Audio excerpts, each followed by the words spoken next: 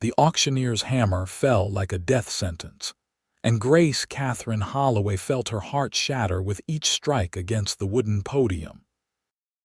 Everything her late husband, Samuel, had built over 15 years of backbreaking work was being sold piece by piece to strangers who looked at her with either pity or calculation in their eyes.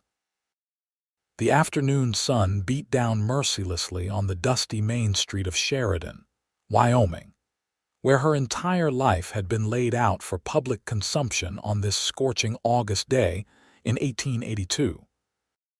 Her hands trembled as she clutched the black shawl around her shoulders despite the heat, watching as neighbors and opportunists alike bid on her furniture, her livestock, even the china plates her mother had given her as a wedding gift.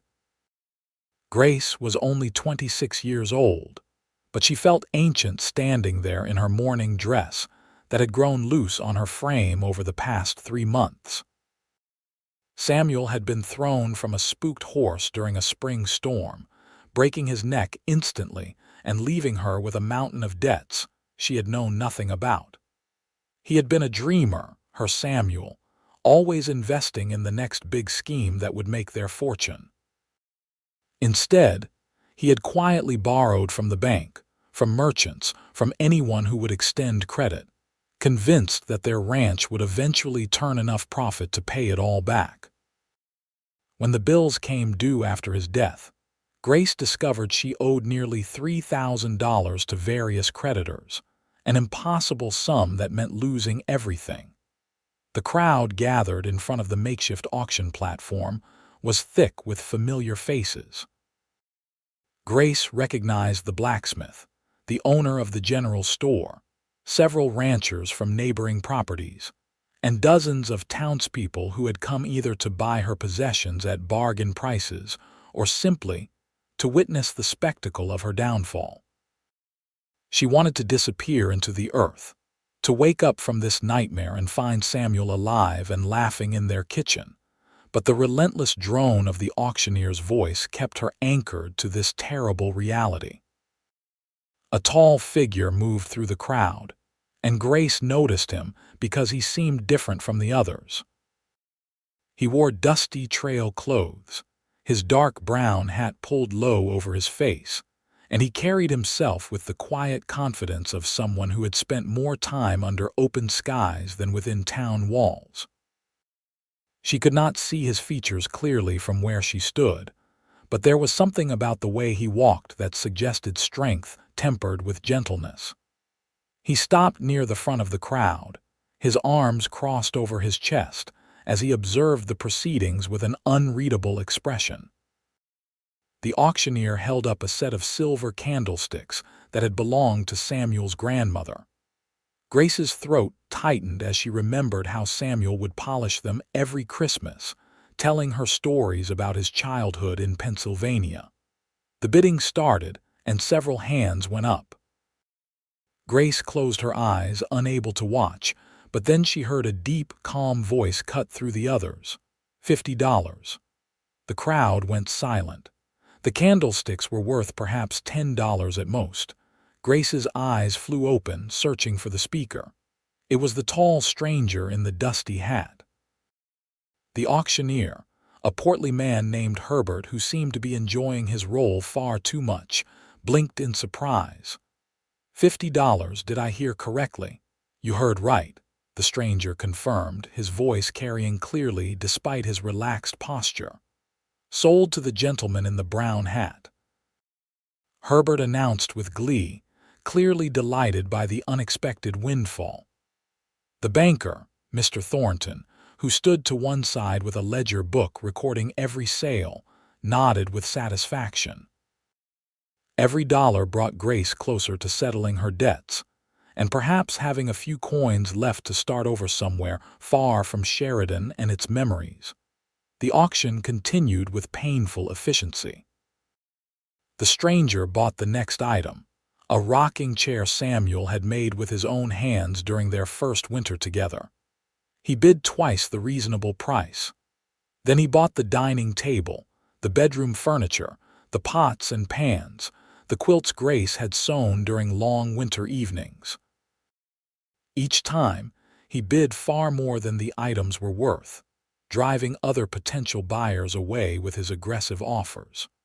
Grace watched in bewilderment as this unknown man purchased item after item, spending money like he had an endless supply. When the livestock came up for auction, the stranger bought all 12 of Grace's cattle, her 3 horses including the gentle mare named Daisy that had been her personal mount, and even the chickens that scratched in the yard. He bought the farming equipment, the tools, the wagon, everything. By the time the auctioneer reached the final item, a simple wooden cross Samuel had carved and hung above their front door, the stranger had purchased every single thing Grace owned. The auctioneer banged his gavel one last time. That concludes today's sale. Total proceeds amount to $4,215. Mr. Thornton will settle the accounts. Herbert wiped his sweating brow and stepped down from the platform, looking pleased with himself for orchestrating such a successful auction. Grace felt numb. She had expected to lose everything, but seeing it actually happen, watching her entire married life reduced to a column of numbers in a banker's ledger, left her hollow. She had nowhere to go, no family to turn to. Her parents had died of fever before she married Samuel, and she had no siblings. She supposed she would have to find work as a seamstress or a laundress, perhaps rent a small room somewhere and try to rebuild from nothing. Mr. Thornton approached her with his ledger, his thin face arranged in an expression of professional sympathy that fooled no one. "Mrs. Holloway, I am pleased to inform you that the total debts against your late husband's estate amounted to $2,967. With the proceeds from today's sale, the debts are settled in full with $1,248 remaining." Grace stared at him, not quite comprehending. "Remaining?" "Yes, remaining. It is yours less my fee for handling the estate and the auctioneer's commission, of course." He made a notation in his ledger. "After expenses, you will receive $900, quite a tidy sum. You should be grateful that gentleman was in such a buying mood." $900. It was more than Grace had dared hope for, enough to travel somewhere and establish a small business, perhaps a boarding house or a dress shop. It was a lifeline thrown to a drowning woman. But even as relief flooded through her, she felt the profound emptiness of being cut loose from everything familiar. The money was small comfort when she had nowhere to call home. The crowd began to disperse, some people casting pitying looks her way, others already gossiping about the mysterious stranger who had single-handedly bought out the entire auction. Grace accepted the bank draft from Mr. Thornton with shaking hands, folding it carefully and tucking it into her reticule. She needed to find somewhere to stay tonight, needed to make plans, but her mind felt sluggish and uncooperative. She was still standing in the street, uncertain which direction to turn, when she heard boots approaching. She looked up to find the stranger standing before her, and for the first time she got a clear look at his face. He was younger than she had expected, perhaps 30 years old, with sun-bronzed skin and vivid green eyes that seemed to hold both sadness and warmth. His dark hair was overgrown and fell across his forehead beneath his hat, and his jaw was shadowed with several days of stubble. He had the lean, weathered look of someone who had spent years working cattle under the harsh Wyoming sun. "Mrs. Holloway," he said, removing his hat respectfully. "My name is Pierce Thornhill.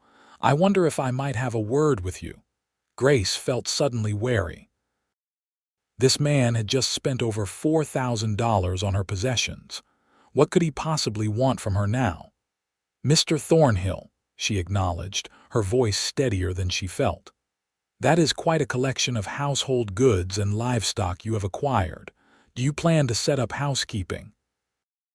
A brief smile flickered across his face, softening his features. "Not exactly, madam. The truth is, I bought all those things for a specific reason. Could we perhaps speak somewhere more private? I know the hotel has a dining room that serves coffee." Every instinct told Grace to decline, to protect herself from whatever scheme this stranger might have in mind. But something in his eyes, a genuine kindness that she had not seen in the faces of her creditors or even her neighbors, made her nod. "Very well, but I can pay for my own coffee." "I would never suggest otherwise, madam." They walked the short distance to the Sheridan Hotel in silence, Grace acutely aware of the curious stares following them. The hotel dining room was nearly empty in the late afternoon lull between dinner and supper. They chose a table by the window, and a tired-looking waitress brought them coffee in chipped porcelain cups. Grace wrapped her hands around the warm cup, needing something to hold onto. Pierce Thornhill sat across from her, his hat resting on the chair beside him. He took a long moment to gather his thoughts, and Grace waited with growing tension. Finally, he met her eyes directly. "Mrs. Holloway, I know this has been one of the worst days of your life. Losing your husband and then being forced to watch everything you own get sold off. I know what that feels like, and I would not wish it on anyone." He paused, his jaw tightening. "I lost my own wife and baby daughter 3 years ago. Cholera took them both within a week of each other. After that, I could not stand to be around our homestead anymore. Everything reminded me of them. So I sold it all and took to cowboying, drifting from ranch to ranch, trying to outrun the grief." Grace's heart clenched with sudden empathy. "I am so sorry for your loss," she said softly. He nodded, accepting her condolences. "I have been working at the Rockingham Ranch about 20 miles north of here for the past year. The owner, Mr. McCready, is a good man who pays fair wages. I have been saving most of what I earn because I had nothing to spend it on and no particular place to go. Recently, I have been thinking it might be time to put down roots again, to stop running." He took a sip of his coffee, and Grace noticed his hands were steady despite what must be a difficult conversation for him. "When I heard about your situation, heard that your husband's debts were forcing you to sell everything, something in me just knew I had to help." "Help how?" Grace asked, though she was beginning to have an inkling of where this was heading. "I want to give it all back to you. Everything I bought today, all your possessions and livestock, the wagon and tools, all of it. It is yours. It always was." Grace stared at him, certain she had misheard. "You want to give it back?" "Yes, madam. But you spent over $4,000. That is a fortune. You said yourself you have been saving that money for years." Grace shook her head, unable to process what he was saying. "Why would you do such a thing for a complete stranger?" Pierce leaned forward, his green eyes intense. "Because nobody helped me when I needed it most. Because I have the means to make a difference in your life, and it would be wrong not to use it. Because you deserve to keep what is yours." He paused, then added quietly, "And because I have been looking for a reason to settle down again, to build something meaningful, and helping you feels like the right place to start." Tears burned in Grace's eyes. She had been holding herself together through sheer force of will for 3 months, dealing with lawyers and creditors and pitying looks from townspeople. This unexpected kindness cracked something open inside her. "I cannot accept this," she whispered. "It is too much. I cannot possibly repay you." "I am not asking you to repay me. I am asking you to accept a gift freely given." Pierce's voice was gentle but firm. "Mrs. Holloway, you have lost your husband. You should not also have to lose your home and everything you built together. If I can prevent that, then my money is well spent." "But why? You do not know me. I could be a terrible person, a shrew, anything. Are you? No. Then we have no problem." Pierce smiled, and it transformed his serious face into something warm and approachable. "Look, I know this is sudden and strange. You have no reason to trust me. So here is what I propose. Accept your belongings back with no strings attached. I will have everything delivered back to your property tomorrow. Your debts are paid, and you can continue living your life. If you want me to ride away and never bother you again, I will do that." Grace wiped at her eyes with her napkin, trying to compose herself. "And if I do not want you to ride away," Pierce's expression grew more serious, "then I would like permission to call on you. Proper-like, with all due respect for your mourning period. I am not asking for anything inappropriate. I just think that maybe we could be friends. Maybe in time, if we suit each other, it could become something more. But there is no pressure, no obligation. The gift of your belongings is not conditional on you accepting my company." It was too much to take in. An hour ago, Grace had been watching her life dismantled piece by piece. Now this stranger was offering to give it all back, and asking nothing in return except the possibility of friendship. It seemed impossible, like something from a fairy story. Men did not do such things without expecting something in return. But as she looked into Pierce Thornhill's steady green eyes, she saw no deception there, only a deep sincerity and a kindness born from his own suffering. He understood loss. He understood what it meant to have everything stripped away, and he was offering her a lifeline not out of pity but out of genuine compassion. "I do not know what to say," Grace admitted. "Say you will accept your belongings back. Everything else can wait." Grace took a shaky breath. Pride warred with practicality and simple human need.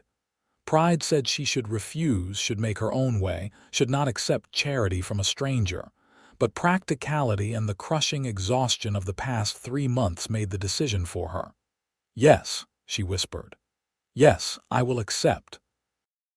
And I will not ask you to ride away." The smile that broke across Pierce's face was like sunrise, bright and full of warmth. "Thank you, Mrs. Holloway. You have no idea what it means to me to be able to do this." They talked for another hour in that hotel dining room, drinking coffee and sharing carefully edited versions of their lives. Grace learned that Pierce had grown up on a small farm in Missouri, that he had moved west with his wife Emily in search of better opportunities, that his daughter Rose had been only 8 months old when she died.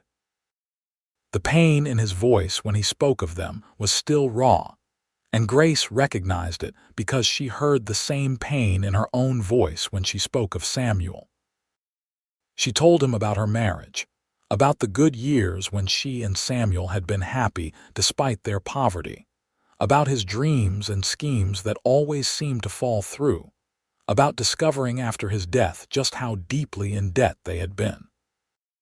She did not paint Samuel as a saint, because he had not been one.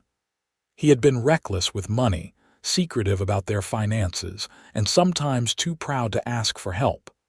But he had also been kind and funny and full of life, and Grace had loved him. As evening shadows lengthened across the dining room floor, Pierce finally stood. "I should let you get some rest. Do you have somewhere to stay tonight?" Grace had not thought that far ahead. "I suppose I will rent a room here. Your house is still standing on your property, is it not? The bank did not take the land, just your possessions to settle the debts." "Yes, the house is still there, but there is no furniture, no bedding, nothing." Pierce considered this. "I am staying at a boarding house 2 streets over. Mrs. Patterson, who runs it, is a respectable widow, very proper. She has a spare room. Let me speak with her, and you can stay there tonight as my guest. Tomorrow I will arrange to have all your things delivered back to your property, and you can move back into your own home." It was a sensible plan, and Grace was too tired to argue. She agreed, and Pierce walked her to Mrs. Patterson's boarding house, which was a neat white building with a well-tended garden. Mrs. Patterson turned out to be a plump, motherly woman in her 50s who fussed over Grace immediately, offering her supper and a hot bath along with the room. Pierce paid for a week's lodging despite Grace's protests, then tipped his hat and left before she could argue further. Grace soaked in a hot bath for the first time in weeks, washing away the dust and sweat and humiliation of the day. Mrs. Patterson had lent her a nightgown and provided a simple but filling meal of stew and bread. As Grace lay in the narrow but comfortable bed that night, she tried to make sense of everything that had happened. A stranger had just given her back her life.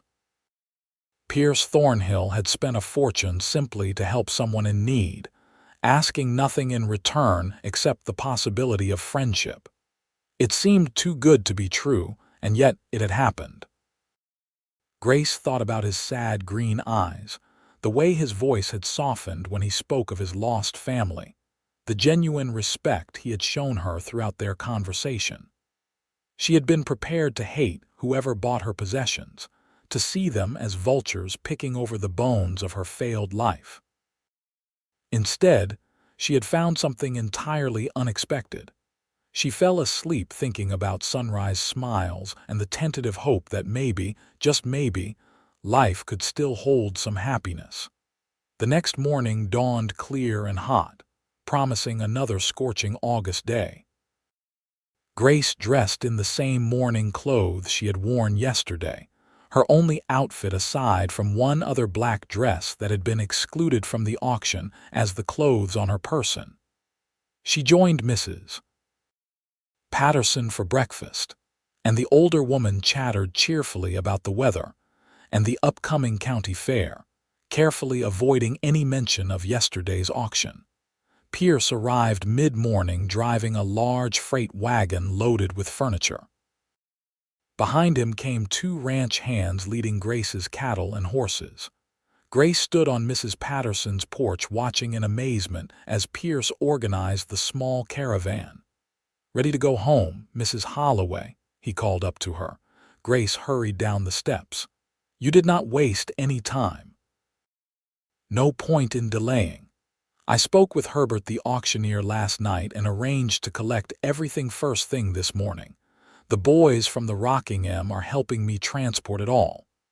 He gestured to the two young cowboys, who touched their hat brims respectfully in her direction. "This is Jake and Tommy. They are good men." The trip to Grace's property took about 30 minutes. Her land was located a few miles outside of Sheridan proper, a modest 160 acres that Samuel had claimed under the Homestead Act years before Grace had met him. The house was a simple two-room structure built of rough-hewn logs, not fancy but sturdy and weathertight. It sat in a small valley with good grazing land and access to a creek that ran year-round. As they approached, Grace felt her heart clench. She had not been back since the day before the auction, unable to bear staying in the empty house after everything had been removed. Now, seeing it sitting there with its blank windows and bare porch, she felt the full weight of her loss settle over her again. But Pierce was already jumping down from the wagon, directing Jake and Tommy to start unloading. "Let us get your furniture back inside where it belongs." For the next several hours, they worked to restore Grace's home. Pierce seemed to remember exactly where everything had been, placing the dining table in its spot by the window, setting up the bed in the smaller back room, arranging the kitchen items on their shelves. Grace worked alongside them, directing and adjusting, slowly watching her house transform back into a home. The two ranch hands drove the cattle to the pasture and settled the horses in the small barn. Grace's chickens were released into their coop, immediately beginning to scratch and peck as if they had never left. By early afternoon, everything was back in place. It was almost as if the auction had never happened, except for the holes in Grace's heart where Samuel used to be. Pierce sent Jake and Tommy back to the Rockingham with his thanks and a promise to return to work the following day. Then he and Grace stood in her kitchen, surveying the restored room. Grace felt overwhelmed by emotion, gratitude and grief tangled together until she could hardly breathe. "I do not know how to thank you," she said, her voice breaking.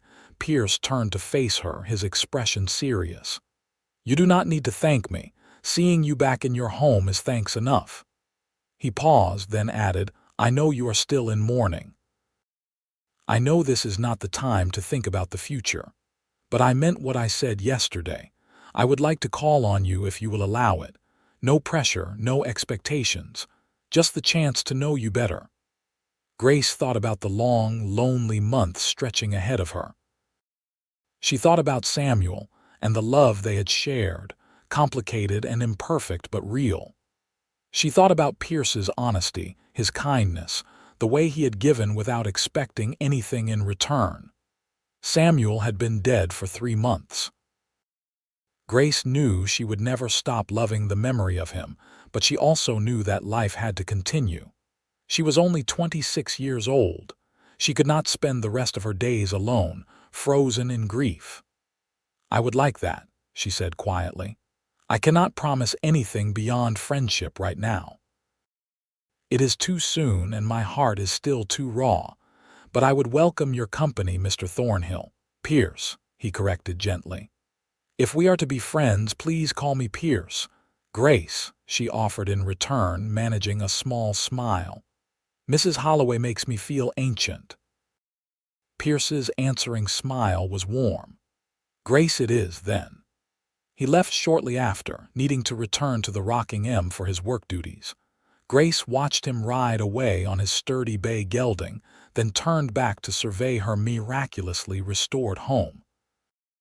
She walked through both rooms, touching familiar objects, sitting in her rocking chair, running her hands over the quilt on her bed. Everything was here, everything except Samuel. She allowed herself to cry then, great heaving sobs that shook her entire body. She cried for Samuel and his foolish dreams, for the debts he had left behind, for the humiliation of the auction, for the loss and the loneliness and the fear.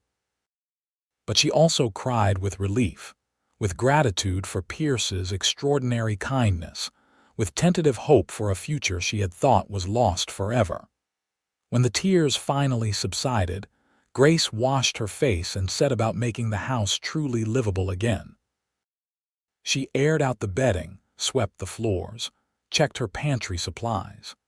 She found that Pierce had even arranged for staples like flour and sugar and coffee to be delivered, things that had been sold as part of the general lot of kitchen goods. The thoughtfulness of it touched her deeply. As evening fell, Grace made herself a simple supper and ate it at her own table in her own home, surrounded by her own possessions. It felt like a miracle. She thought about Pierce and wondered what would come of his stated intention to call on her. Part of her felt guilty for even considering the possibility of another relationship so soon after Samuel's death. But another part of her, the practical part that had always been stronger than her romantic side, recognized that Pierce Thornhill was a good man who had shown her extraordinary kindness. If friendship with him could ease the loneliness and perhaps in time grow into something more, would that be such a terrible thing? Grace did not have answers, but for the first time since Samuel's death, she felt that maybe answers would come in their own time. Pierce returned 3 days later, arriving in the early evening after finishing his work at the Rocking M. Grace was in her garden, trying to salvage the vegetables that had been neglected during the chaos of the past months. She heard hoofbeats and looked up to see him riding toward the house, leading a second horse behind him. "Evening, Grace," he called, dismounting with easy grace. "I hope I am not intruding." Grace stood, brushing dirt from her skirt. "Not at all. I am glad to see you." She was surprised to realize she meant it. The past 3 days had been both comforting and lonely. It was good to be back in her own home, but the silence sometimes pressed in on her, full of memories and might-have-beens. Pierce's arrival brought a welcome energy, a reminder that the world held more than just grief. "I brought Daisy," Pierce said, gesturing to the gentle mare. "I thought you might want to go for a ride. It is a beautiful evening, and I know a spot by the creek that is worth seeing at sunset." Grace hesitated. Riding out with Pierce felt dangerously like courting, something she had told herself she was not ready for. But the evening was indeed beautiful, and she had been cooped up in the house and garden for days. "Let me change into my riding habit," she said. They rode out together, following the creek as it wound through Grace's property and beyond into open rangeland. Pierce had been right about the sunset. The sky turned brilliant shades of orange and pink and purple, the colors reflecting off the water and painting the landscape in warm light. They dismounted in a small meadow where cottonwood trees provided dappled shade, letting their horses graze while they sat on a fallen log and watched the light show. "I used to come here with Emily," Pierce said quietly. "After she died, I could not stand the sight of this place. Too many good memories turned painful. But recently, I have been thinking that maybe it is time to reclaim the good memories without letting the pain of loss overshadow them." "How do you do that?" Grace asked. "How do you separate the joy from the sorrow?" Pierce was quiet for a long moment. "I am not sure you can separate them entirely. They are two sides of the same coin. You cannot have deep joy without risking deep sorrow. But I think maybe the key is to be grateful for the joy even though the sorrow came after. Emily and Rose gave me 3 years of happiness before they were taken. I can spend the rest of my life bitter about losing them, or I can spend it grateful that I had them at all." Grace thought about this. "Samuel and I had 7 years. 7 years of hope and struggle and laughter and frustration. He was not perfect. He made mistakes that have cost me dearly. But I loved him and he loved me, and those 7 years mattered." "They did matter," Pierce agreed, "and nothing that comes after will change that." They sat in comfortable silence as the sun dipped below the horizon and the first stars began to appear. Grace felt something shift inside her, a loosening of the tight knot of grief that had lived in her chest for 3 months. She would never stop missing Samuel, but perhaps Pierce was right. Perhaps it was time to be grateful for what she had had rather than bitter about what she had lost. As they rode back to Grace's house in the gathering darkness, Pierce said, "I have been thinking about my situation at the Rocking M. Mr. McCready is a good boss, but I am tired of being a hired hand. I am 30 years old and I am ready to build something of my own again." "What did you have in mind?" "I still have some money left after buying your possessions. I have been looking at a piece of land about 5 miles from your property. It is a good spread, 300 acres with water access and decent grass. The owner is willing to sell for a fair price." He glanced at her in the darkness. "I wanted to tell you before I made an offer. I know it might seem like I am getting too close, making assumptions about how things might develop between us.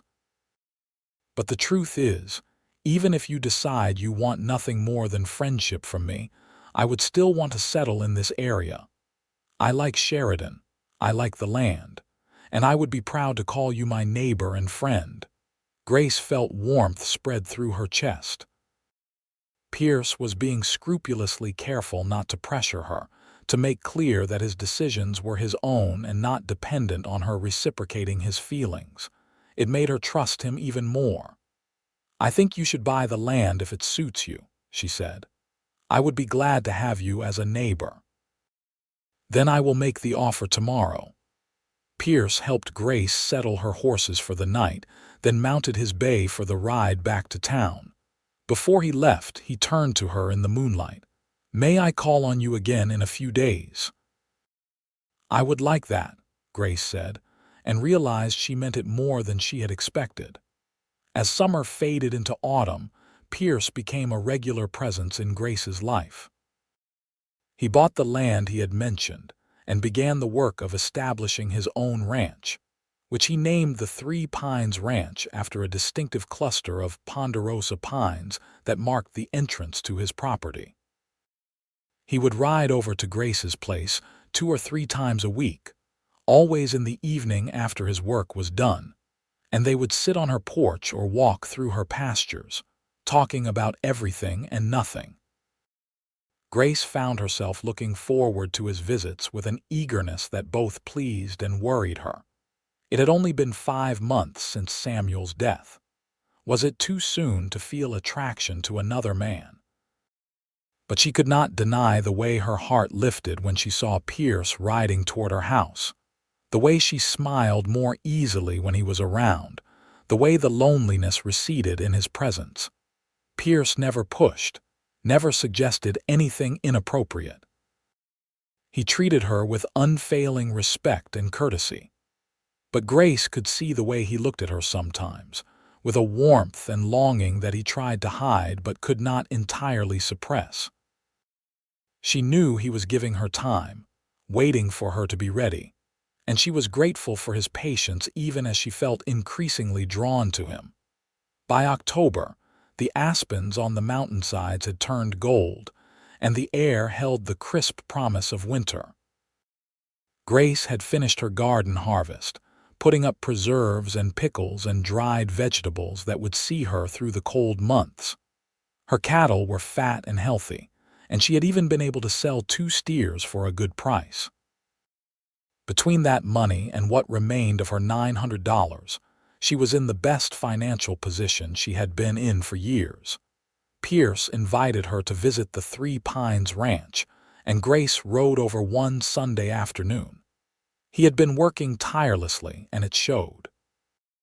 He had built a small but sturdy cabin, established a barn and corrals, and acquired a starter herd of 20 cattle.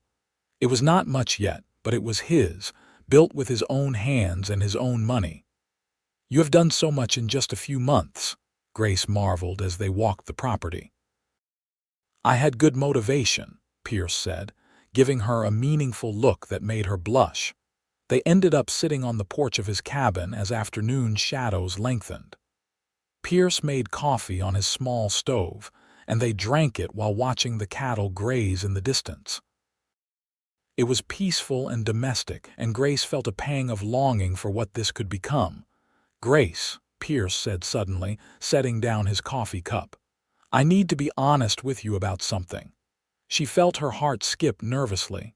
"What is it?" "I am falling in love with you." The words hung in the air between them, simple and profound. "I know it has only been a few months. I know you are still in mourning. I know I promised to be patient and not pressure you. But I cannot keep pretending that I only want friendship when what I really want is to build a life with you." Grace's breath caught. She had known this moment was coming, had felt it approaching like a summer storm on the horizon.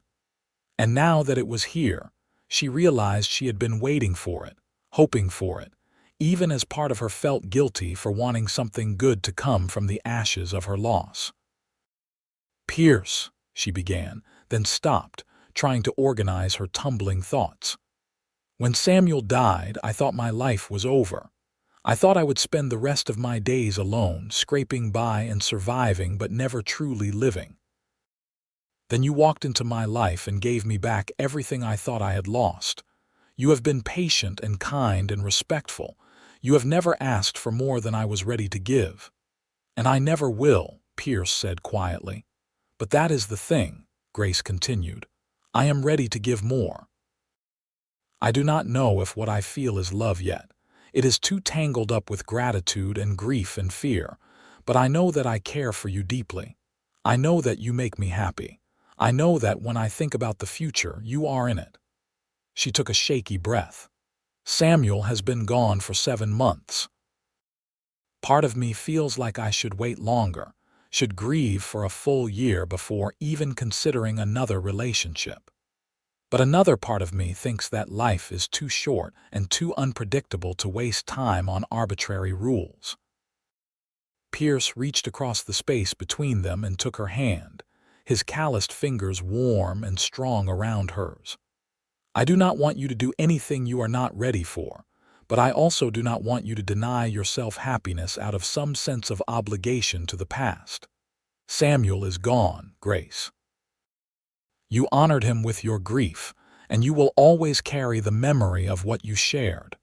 But you are still here, still alive, and you deserve to live fully.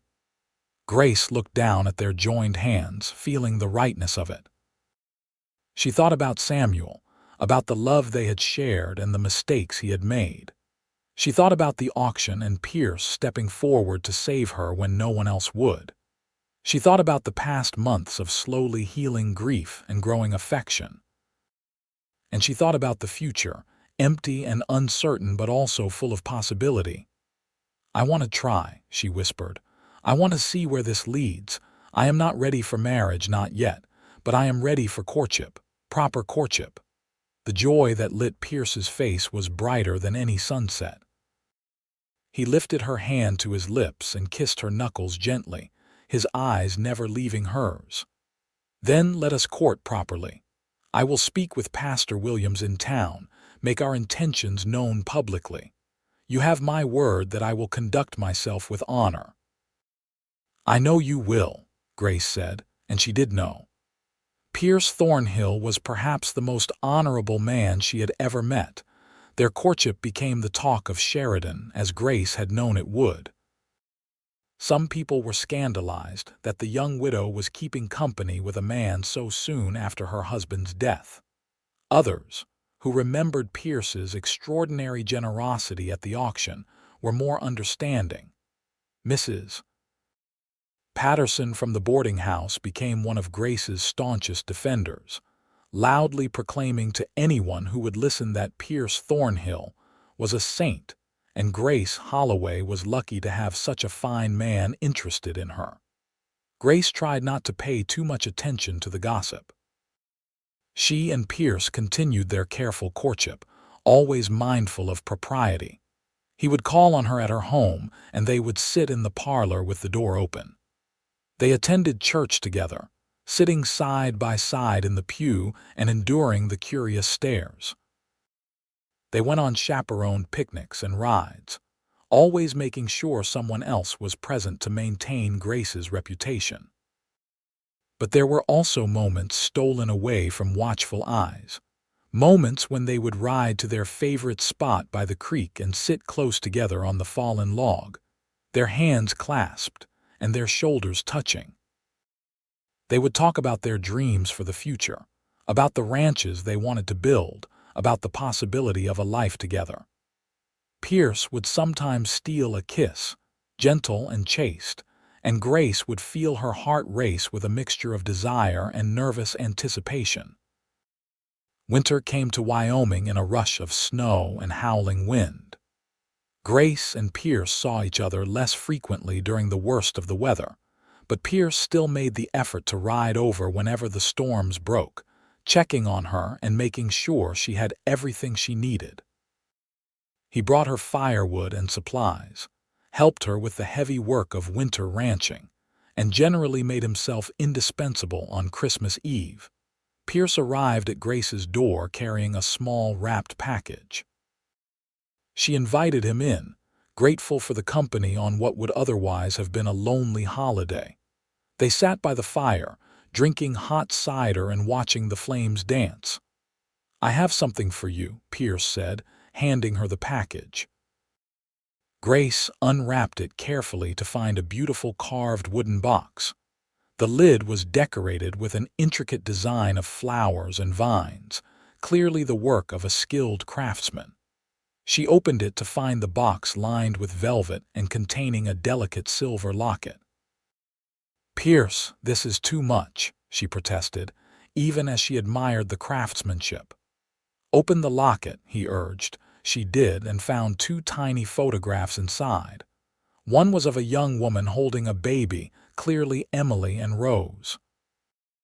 The other was of a man and woman standing together on their wedding day, which Grace recognized as a picture of her and Samuel from their wedding 7 years ago. "I wanted you to know that I do not expect you to forget Samuel," Pierce said quietly. "He was your husband, and you loved him. That is part of who you are, part of what made you the woman I fell in love with. Emily and Rose are part of me. We do not have to leave our pasts behind to move forward together." Tears streamed down Grace's face as she clutched the locket. It was the most thoughtful gift anyone had ever given her, an acknowledgement of their shared grief and their shared history. "I love you," she said, the words surprising her even as she spoke them. "I do not know when it happened, but I love you, Pierce Thornhill." Pierce pulled her into his arms, holding her close as she cried against his shoulder. "I love you too, Grace. I love you so much it scares me sometimes." They sat by the fire for hours that night, holding each other and talking about the future. Pierce did not propose, understanding that Grace still needed more time, but the promise of it hung in the air between them, sweet and inevitable. Spring arrived in an explosion of green grass and wildflowers. The ranches kept both Grace and Pierce busy with calving season and all the attendant work, but they still found time for each other, snatching hours here and there to be together. Their courtship had lasted 6 months, and Grace felt that she had healed as much as she ever would from Samuel's death. She would always carry a small ache for what she had lost, but it no longer dominated her life. She was ready to move forward, ready to build something new. On a warm May evening, Pierce asked Grace to ride out to their spot by the creek. When they arrived, Grace saw that he had prepared a picnic with all her favorite foods. They ate and talked as the sun sank toward the horizon, painting the sky in brilliant colors. When the meal was finished, Pierce stood and pulled Grace to her feet. He took both her hands in his green eyes serious and full of love. "Grace Katherine Holloway, you came into my life when I was lost and drifting, when I had given up on ever being happy again. You have shown me that it is possible to love again, to hope again, to build again. You are strong and brave and beautiful, and I want to spend the rest of my life making you as happy as you have made me." He dropped to one knee and Grace gasped. "Will you marry me? Will you be my wife and let me be your husband? I promise to honor you and protect you and love you for all the days of my life." Grace looked down at this good man kneeling before her, this unexpected blessing that had come from such a dark time. She thought about the auction and how he had saved her. She thought about the past year of healing and learning to trust again. She thought about the future stretching out before them, full of promise and possibility. "Yes," she said, her voice strong and clear. "Yes, Pierce, I will marry you." Pierce surged to his feet and swept her into his arms, spinning her around as they both laughed with pure joy. When he set her down, he kissed her properly for the first time. Not the chaste pecks they had been limiting themselves to, but a real kiss full of passion and promise. Grace melted into him, feeling like she was coming home. They were married in June of 1883, just over a year after Samuel's death and 10 months after the auction that had brought them together. The wedding was small but lovely, held in the Sheridan church with Pastor Williams officiating. Mrs. Patterson cried happy tears, and even crusty old Mr. McCready from the Rocking M showed up to wish them well. Grace wore a simple cream-colored dress, having put aside her mourning clothes, and Pierce wore his best suit, his dark hair neatly trimmed for the occasion. The ceremony was brief but meaningful. When Pastor Williams pronounced them man and wife, Pierce kissed Grace tenderly, and the small congregation applauded. Grace felt her heart so full she thought it might burst. A year ago, she had been standing in the street watching her life get sold away piece by piece. Now she was married to a wonderful man who loved her, standing on the threshold of a new life. They held a modest reception at the hotel dining room where they had first talked, and then Pierce drove Grace out to the Three Pines Ranch, which would now be her home. He had added a second room to the cabin in preparation for their marriage, and Grace was touched by the care he had taken to make it comfortable for her. That night, lying in Pierce's arms in their marriage bed, Grace felt a peace she had not known in years. Pierce held her gently, kissing her forehead and whispering words of love. They made love slowly and tenderly, learning each other's bodies and hearts with patience and care. It was different from her intimacy with Samuel, but no less meaningful. This was a second chance at happiness, and Grace was determined to embrace it fully. Their first year of marriage was busy and fulfilling. They combined their properties, creating one larger ranch that they ran together. Grace discovered that she had a good head for the business side of ranching, managing their finances and negotiating sales with a skill that impressed Pierce. Together, they built up their herd and improved their land, working side by side in a true partnership. In the spring of 1884, Grace discovered she was pregnant. The news filled her with both joy and terror. She had never been pregnant with Samuel, and she had begun to think perhaps she could not have children. Now, at age 28, she was going to be a mother. Pierce was over the moon with excitement, though Grace noticed that he also seemed nervous. She knew he was thinking about Emily and Rose, about how pregnancy and childbirth could go terribly wrong. The pregnancy was not easy. Grace was sick for the first 3 months and exhausted for most of the remainder.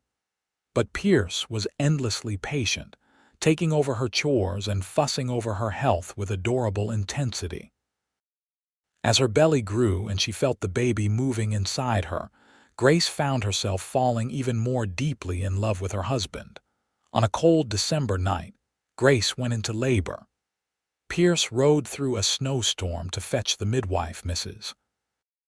Chen, an experienced Chinese woman who had helped birth most of the babies in Sheridan. The labor was long and difficult, lasting through the night and into the next day. There were moments when Grace thought she could not go on, when the pain was too much and she was too exhausted. But Pierce stayed by her side the entire time, holding her hand and whispering encouragement, and somehow she found the strength to continue. Finally, as afternoon light filtered through the windows, Grace gave birth to a healthy baby boy. He came into the world screaming with impressive lung power, and Grace laughed through her tears as Mrs. Chen placed the squirming infant on her chest. Pierce stood beside the bed with tears streaming down his face, staring at his son with wonder and awe. "He is perfect," Pierce whispered, gently touching the baby's tiny hand. "Grace, he is perfect." They named him Samuel Pierce Thornhill, honoring both the past and the present. Little Samuel, whom they quickly nicknamed Sam, had his father's green eyes and his mother's stubborn determination. He was a happy, healthy baby who brought immense joy to the Three Pines Ranch. Watching Pierce with their son, Grace saw her husband's grief over losing Rose finally begin to heal. He was a devoted father, patient and gentle and endlessly loving. Sometimes Grace would find him just standing over Sam's cradle, watching the baby sleep with an expression of profound gratitude on his face. The years rolled by in a rhythm of seasons and growing prosperity. Sam grew from a baby into a lively toddler, then a curious boy. When he was 3, Grace gave birth to a daughter they named Emily Grace, after Pierce's first wife and Grace herself. Emily was a quiet, thoughtful child, very different from her boisterous brother, and she had her father wrapped completely around her little finger. The ranch continued to thrive under their joint management. They expanded their herd, improved their buildings, and earned a reputation for producing quality cattle. Grace's financial acumen and Pierce's ranching skills made them a formidable team. They were not wealthy by any means, but they were comfortable and secure, which was more than enough. In 1889, when Sam was 5 and Emily was 2, Grace discovered she was pregnant again. This pregnancy was easier than the previous 2, and in early 1890, she gave birth to twin boys, whom they named Jacob and Thomas after the ranch hands who had helped Pierce move all of Grace's possessions back to her house on that fateful day 8 years earlier. Their house was loud and chaotic and full of love. 4 children meant endless work, but also endless laughter. Pierce would come in from the range to find children climbing all over him, demanding his attention. Grace would watch from the kitchen, her heart full, marveling at how far they had both come from those grief-stricken people they had been when they met. On a summer evening in 1895, Grace and Pierce sat on their porch watching their children play in the yard.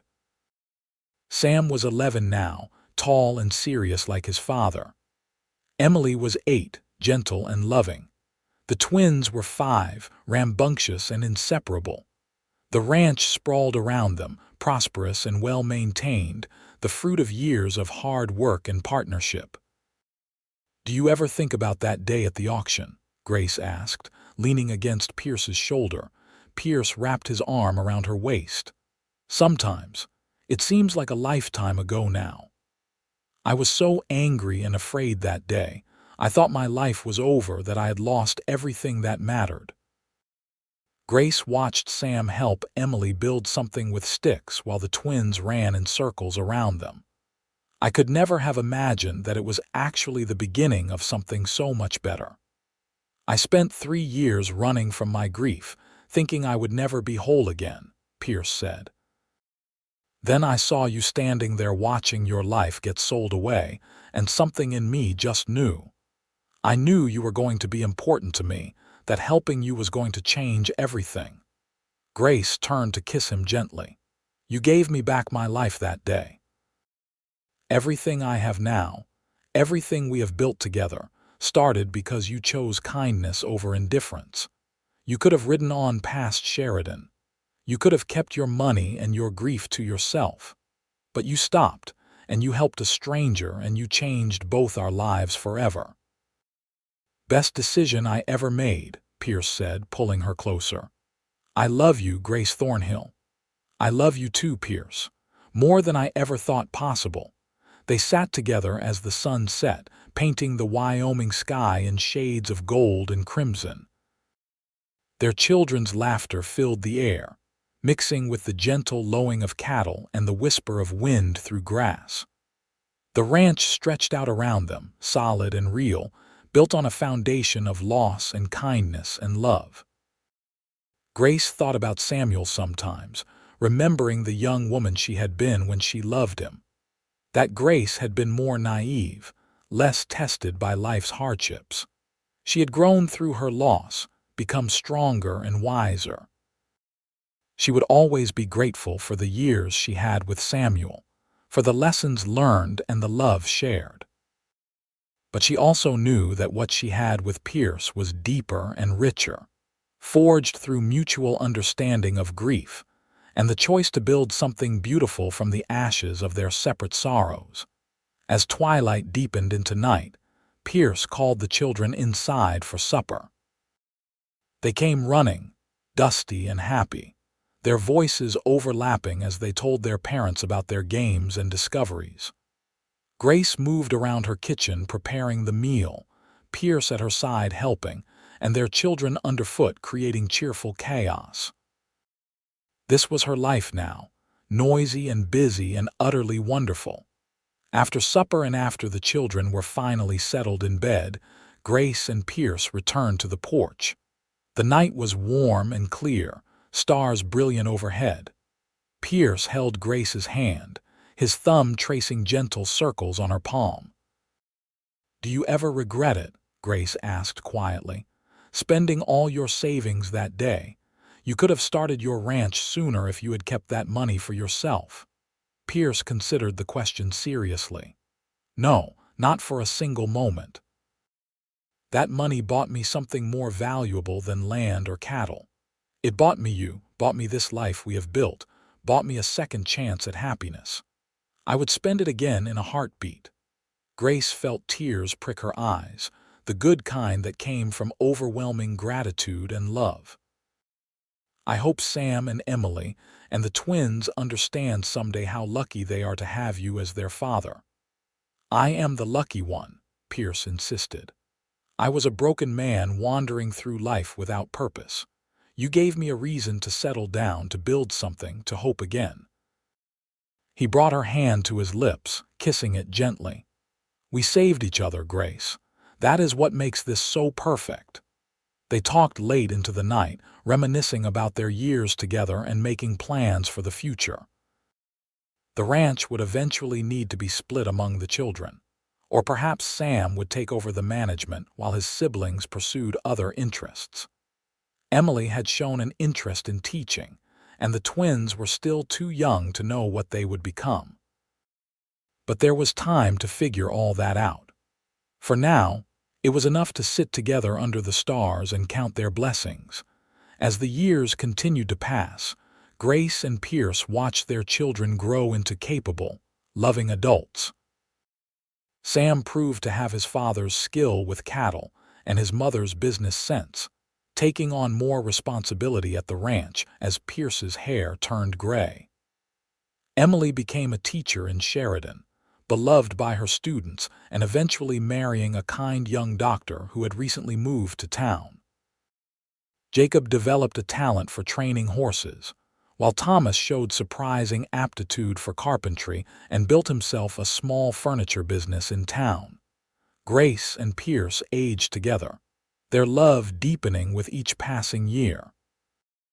They faced hardships, as all ranchers do: years of drought and harsh winters, the occasional cattle disease, the changing economy. But they faced everything together, their partnership unshakable. They became pillars of the Sheridan community, known for their generosity and their willingness to help neighbors in need, just as Pierce had once helped Grace. In 1910, on their 27th wedding anniversary, Pierce and Grace sat on their porch much as they had countless times before. They were in their 50s now, their bodies showing the wear of hard work and hard years, but their eyes still lit up when they looked at each other, and their hands still found each other automatically, fingers intertwining with the ease of long practice. 27 years, Grace marveled. Sometimes it feels like a lifetime, and sometimes it feels like we just got married yesterday. "I remember every moment," Pierce said. "I remember the first time I saw you at the auction, looking so lost and determined all at once. I remember our first conversation at the hotel, the first time I kissed you by the creek, our wedding day, the births of each of our children. I remember all of it, and I treasure every memory." Grace leaned her head on his shoulder, feeling the solid warmth of him, as familiar now as her own heartbeat. "We have been blessed, haven't we? 4 healthy children, a successful ranch, a love that has lasted through everything life has thrown at us." "More blessed than I ever deserved," Pierce agreed. They sat in comfortable silence, watching the sun set over land they had worked and loved for decades. Sam was running the ranch now with his own wife and children living in a new house they had built on the property. Emily's children came to visit every summer, filling the ranch with laughter. Jacob and Thomas both lived in town but came out frequently to help with work or just to visit their parents. "You think we did right by them?" Grace asked. "The children, I mean. Did we give them a good life?" Pierce squeezed her hand. "Look at them, Grace. They are happy, successful, good people who love each other and their families. I would say we did more than right by them." As night fell and they finally went inside to their bedroom, Grace paused to look at the carved wooden box Pierce had given her that Christmas Eve so many years ago. It still sat on her dresser, and she still kept the silver locket with its precious photographs inside. She touched the box gently, remembering, in bed, Pierce held her close, and Grace felt a contentment so deep it was almost painful. This was what she had never imagined possible on that terrible day when she watched her life get sold away. This partnership, this love, this family, this home. It had all come from Pierce's single act of extraordinary kindness, his decision to spend everything he had to save a stranger. "Thank you," she whispered into the darkness. "For what?" Pierce murmured, half asleep. "For everything. For saving me when I needed saving. For loving me when I needed love. For building this life with me. For every single day of these 27 years." Pierce kissed the top of her head. "Thank you for letting me love you. Thank you for giving me a second chance at life. Thank you for Sam and Emily and Jacob and Thomas. Thank you for every day, every moment, every heartbeat we have shared." They fell asleep in each other's arms as they had done for 27 years and would continue to do for many more years to come. Outside, the Wyoming wind whispered through the pines that gave their ranch its name, and the stars wheeled overhead in their ancient patterns, watching over the land and the people who loved it. The Three Pines Ranch continued to thrive under Sam's management, and eventually his children took over when he grew too old for the daily demands of ranching. Grace and Pierce lived to see their grandchildren grown and married, lived to hold their great-grandchildren and tell them stories about the old days. They lived long, full lives, rich with love and family and purpose. When Pierce finally passed away peacefully in his sleep at the age of 82, Grace was beside him, holding his hand as she had held it through every important moment of their shared life. She grieved deeply, but she also felt profound gratitude. They had been given 37 years together, years she had never expected to have, years that had been a gift from the moment they began. Grace lived another 5 years after Pierce died, spending her final years surrounded by her children and grandchildren and great-grandchildren, all of them carrying forward the legacy of love and kindness that she and Pierce had established. When she finally joined him, she was laid to rest beside him in the Sheridan cemetery, their matching headstones simple but eloquent. Pierce Thornhill, beloved husband, father, and friend, and Grace Thornhill, beloved wife, mother, and friend. Their story became part of Sheridan's history, told and retold through the generations. The tale of the widow forced to sell everything and the cowboy who bought it all and gave it back to her, then won her heart and built a life with her that became legendary in its devotion and joy. It was a story of loss and redemption, of kindness and love, of second chances and lives rebuilt from ruins. The Three Pines Ranch remained in the Thornhill family for generations, a testament to what Pierce and Grace had built together. And on quiet summer evenings, when the wind whispered through the pines and the stars shone bright overhead, those who listened carefully could almost hear the echoes of two people who had found each other in the darkest of times and created something beautiful that would last forever. Their love story, born from an act of selfless kindness at a desperate moment, proved that hope could survive even the deepest grief, that love could bloom even in the hardest soil, and that sometimes the greatest treasures come not from what we keep for ourselves, but from what we freely give away. Pierce had given Grace back her home and her possessions that day at the auction, but in doing so, he had given them both something infinitely more precious, a future together, filled with love and family and all the simple joys that make a life worth living. And so their story ended not with sorrow, but with the profound satisfaction of lives well lived, loves fully expressed, and a legacy that would continue through their descendants for generations to come.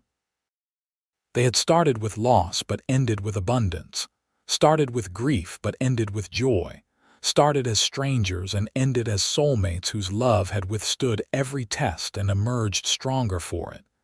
In the end, that was the true treasure, worth far more than any amount of gold or land or cattle. They had found each other, loved each other, built a life together, and left the world richer for their having been in it. And that was everything,